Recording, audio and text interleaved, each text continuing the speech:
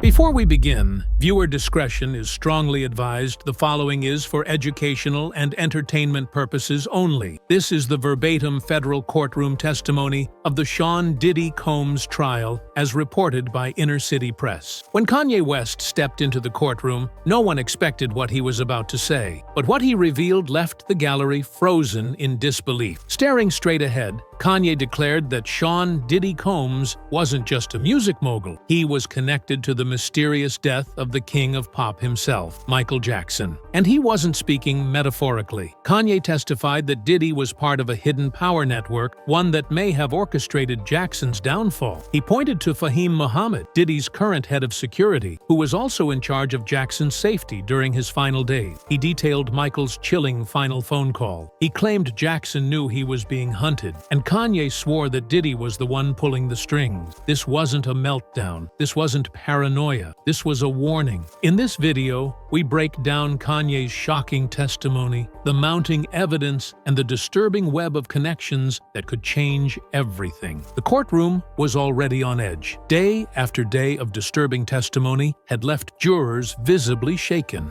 but nothing could have prepared them for what happened when Kanye West walked in. Dressed in black, sunglasses off, hands trembling slightly but voice steady, Kanye took the stand as if he had been waiting his whole life for this moment. "I'm not here to talk about music," he began. "I'm here to talk about murder." Gasps echoed through the room. The judge ordered silence, but the tension refused to die down. Kanye then calmly explained that he had been asked to speak not just about Diddy's behavior, but about his alleged involvement in what he called the systemic takedown of Michael Jackson. This wasn't tabloid gossip. This wasn't a theory whispered backstage. Kanye alleged that the same forces that tried to have him institutionalized using his former trainer, Harley Pasternak, were also connected to the people who circled Michael in his final days. Kanye pointed directly to Fahim Muhammad, now Diddy's longtime security chief, who was also hired as Jackson's personal bodyguard just months before his death in 2009. According to Kanye, Fahim wasn't just there for protection. He was there to make sure Michael didn't talk. Kanye claimed that the same people who warned him to fall in line or disappear had once told Michael the exact same thing. "If you go against us, you won't make it to the stage." Kanye quoted a message he said was relayed to both him and Michael in different form, but Michael didn't listen, and neither did he. Then Kanye dropped the real bombshell. He had heard Michael's final voicemail. He claimed the Jackson family played it for him in confidence. In it, Michael sounded terrified, breathing heavily, whispering, as if someone might be listening. The last line of the message reportedly said, "Tell them it's Puffy. He knows. He's here." The gallery froze. Jurors looked horrified. Diddy was seen gripping the edge of the table, his lawyers urgently whispering in his ear. Kanye simply repeated, "Michael knew." As Kanye continued, he focused heavily on a name that has rarely appeared in the mainstream press, Fahim Muhammad. While much of the public remains unaware of Fahim's background, Kanye made it his mission to shed light on who this man really was, and why his presence at both Michael Jackson and Diddy's side might not be coincidence. Kanye began by asking a simple but chilling question. Why would the most famous man on earth, Michael Jackson, entrust his life to a 20-year-old with no high-level security experience? At the time Fahim was hired, he had just graduated from Sacramento State, yet within months he was placed in charge of security for the most targeted celebrity on the planet. Even stranger, Kanye pointed out, Fahim wasn't selected by Jackson himself. According to testimony from the 2011 Conrad Murray trial, Fahim was introduced through industry connections. And those connections? They traced right back to Sean Combs. Kanye claimed that Fahim had long been working for Diddy in various capacities, even unofficially, and that his role in Jackson's security detail was more about control than protection. He told the jury that Fahim had access to Michael's schedule, prescriptions, staff, and most dangerously, his fears. Then Kanye revealed another layer. Fahim had been a guest speaker at the prestigious Wharton School, which Kanye insisted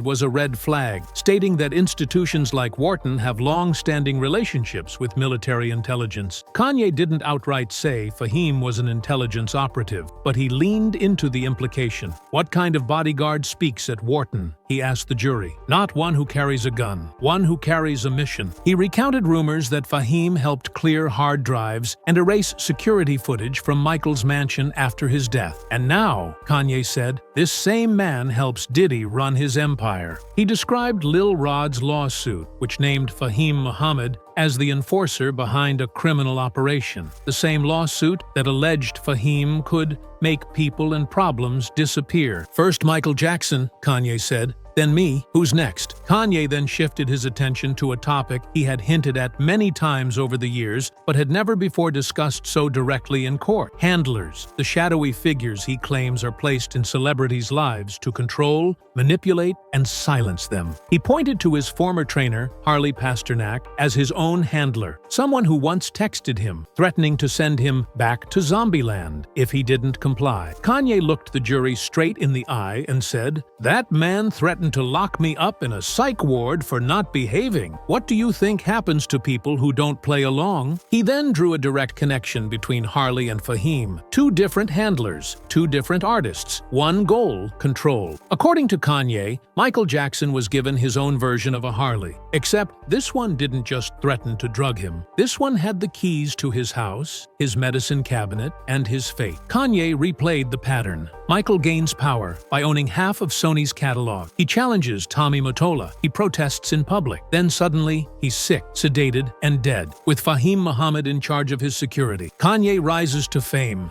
challenges Adidas, the Grammys, Balenciaga, even Jay-Z. He refuses to fall in line. Suddenly, he's being told to go back to Zombieland, being forced into hospitals, losing deals, becoming, in his words, a modern-day Michael. But Kanye wasn't done. He revealed that other artists who stood too tall, too proud, Prince, DMX, Whitney, had also expressed fear before their deaths. "You don't have to believe me," Kanye said. "Just look at the pattern. They silence us." And they smile doing it. The jury sat silent. One member reportedly teared up. Diddy, meanwhile, stared blankly ahead, his face unreadable, but his body language tense. The judge called a brief recess. But the impact had already landed. Kanye's testimony took a darker turn as he began to narrate what he claimed was shared with him by someone within the Jackson family. A final phone call made by Michael Jackson just days before his death. A voicemail never played for the public, but reportedly saved and documented by a family insider. According to Kanye, the voice message was Michael's last attempt to reach out, riddled with anxiety and fear. "I don't feel safe," the voice said. "He's here. I know he is. They're trying to take everything." Kanye quoted the final chilling words of that voicemail. "Tell them it's Puffy. He knows. He's here. Please, protect the kids." Gasps filled the courtroom again, and the judge demanded order, but the gravity of that quote landed hard. Kanye claimed the call had been made to someone close to Michael, who had ignored the warning signs at the time. Kanye said that in the days leading up to Michael's death, he became increasingly isolated, barred from his own team, forced to work with people he barely knew, surrounded by what Kanye called industry plants with security badges. He pointed directly at Fahim Muhammad again. Why was a kid in his early 20s, barely out of college, assigned to the most famous man on earth? Kanye asked. Why did Michael's longtime security staff suddenly disappear? Why was Fahim put in place, and by who? Kanye brought up one overlooked detail. Michael's security camera system reportedly malfunctioned on the night of his death. The same house that was supposed to be locked down with surveillance failed, he said. Footage was wiped. Cameras were down. Just like in the Diddy tunnel, footage disappeared. And then Kanye dropped a theory that rocked the room. What if Michael wasn't supposed to die from propofol? What if he was being prepped for something else and they messed it up? What if someone panicked and pulled the plug too soon? He described the financial stakes. Michael was worth billions in publishing rights. His comeback tour was expected to break global records. And the catalog?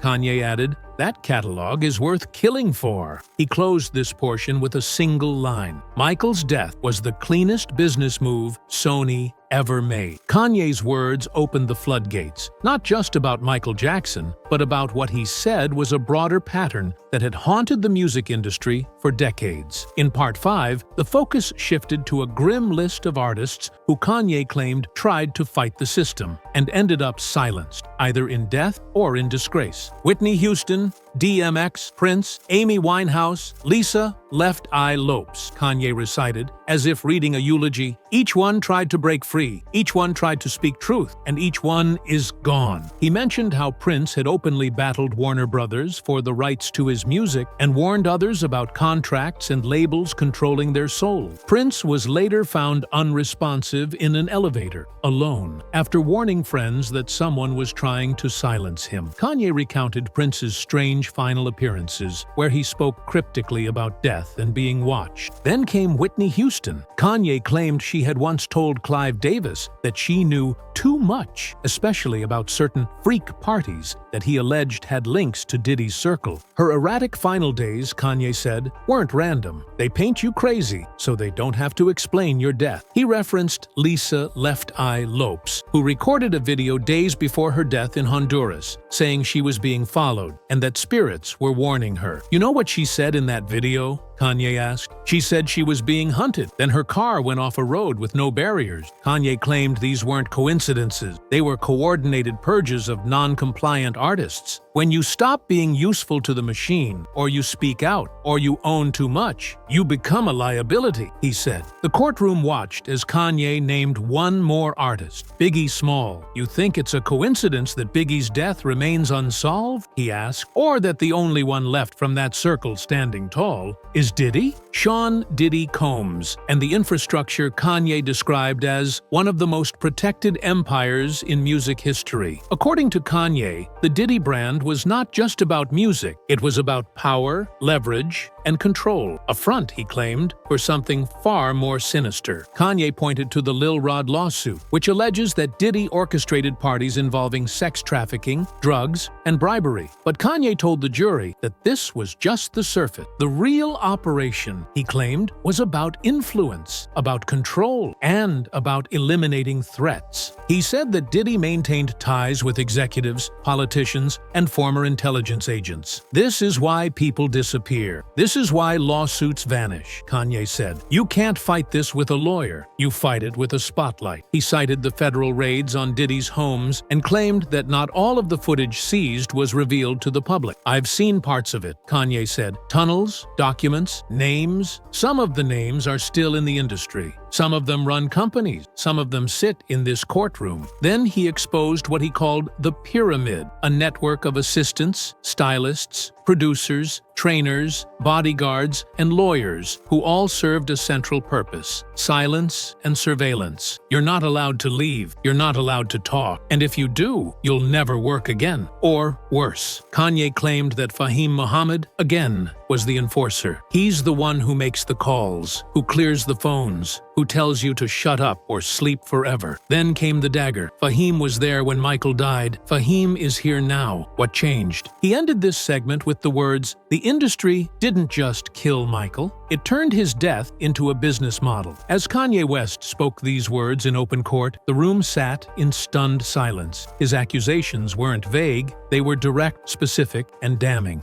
Diddy sat motionless at the defense table, but those watching closely noticed the way his jaw clenched, his fingers twitched, and how he leaned in to whisper furiously to his legal team. Something had cracked. Diddy's carefully crafted composure was slipping. Kanye's words weren't just testimonies. They were lightning bolts. At one point, Kanye locked eyes with Diddy and said slowly, "You know what you did to him. You watched the king fall." The room exploded with murmurs. The judge struck the gavel for order. Reporters in the room whispered into their phones, documenting every detail as if history was unfolding live. According to multiple court sketch artists and legal observers, Diddy visibly shook his head at Kanye's statements, but didn't deny them. He didn't scream, didn't object. He looked cornered. One journalist from Rolling Stone tweeted, "Diddy's face went blank, like he wasn't in control anymore." Kanye flipped the entire courtroom with that one line. Kanye continued, referencing past meetings with Michael. "He told me he was scared. He told me people were following him, that he felt like someone inside his own home was planning against him. He never said Diddy's name back then," Kanye admitted, but he said the description of the person matched Fahim Muhammad. Young, calm, always watching. Someone Michael never hired himself. He didn't trust him. This part of Kanye's testimony felt less like a rant and more like a revelation. The courtroom wasn't watching a celebrity meltdown. They were watching a man unburden himself of something he said he had carried for years. "I'm not here to entertain," Kanye said. "I'm here because a man died, and another man got rich from it." That final accusation, a veiled reference to Diddy's 2010 music catalog acquisitions and rumored $700 million empire built partly off MJ's death, sent shockwaves. Not just because of the dollar amount, but because it reframed the motive. Kanye painted a picture. Michael Jackson was more valuable dead than alive, and someone ensured that transition happened with precision. Kanye's testimony didn't just detonate inside the courtroom. The moment it was live-streamed and tweeted out, a media storm unlike anything in recent memory erupted. Every outlet from CNN to TMZ ran headlines. Kanye West says Diddy had Michael Jackson killed. Courtroom chaos as Kanye accuses Diddy of orchestrating MJ's death. But what made the world stop was the response from the Jackson family. Jermaine Jackson, in an emotional Instagram post, wrote, "Kanye said what we couldn't say for 15 years. My brother was murdered, and the industry knows it." LaToya Jackson issued a statement via her attorney. "I've said it before. Michael didn't die from an overdose. He died because someone wanted him silenced. We're now ready to speak under oath." And then came the leaked internal emails, reportedly obtained by an anonymous whistleblower from AEG, suggesting that executives were aware Michael was physically unfit for the tour, but proceeded anyway. One chilling email read, "He doesn't need to be well. He just needs to make it through opening night." Kanye's testimony had opened a vault. Even former Jackson staff members began contacting the court, offering to testify. One claimed they saw unfamiliar security men inside Michael's home the night before he died. Another said Michael had grown so paranoid he would sleep with music blasting to drown out the voices he thought were being piped in through the wall. Meanwhile, legal experts began revisiting the role of Fahim Muhammad, questioning why he was not cross-examined during Conrad Murray's trial. "We missed something," said a retired detective who worked the Jackson case in 2009. "This wasn't just bad medicine. This may have been a setup." Every major news station ran panels. Some dismissed Kanye's claims as conspiratorial. Others replayed his testimony line by line, pausing on the moment he said, "They're still watching us." Public opinion shifted fast. Kanye wasn't trending for a new album.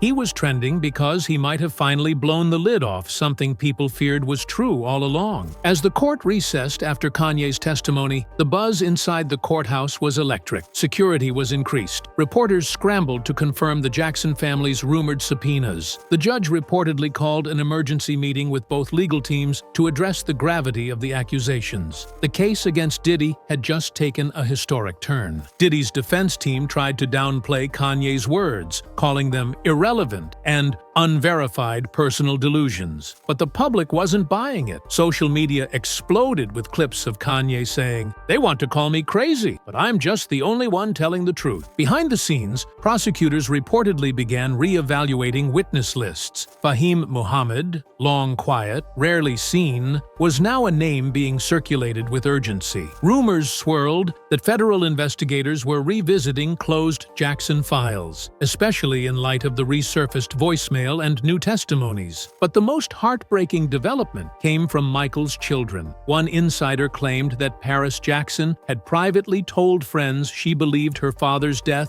wasn't an accident. Prince Jackson reportedly wrote a now-deleted tweet that read, "My father feared the industry, and now I understand why." The trial wasn't just about Diddy anymore. It had become a referendum on the music industry itself, its cover-ups, its ghosts, its hunger for control. And Kanye West, once dismissed as a loud, unstable figure, had placed himself squarely in the center of history. The final question, lingering in the air, will this testimony change anything? Because if Kanye is right, and Diddy played even a part in orchestrating the downfall of the greatest entertainer who ever lived, then this isn't just a trial, it's a reckoning.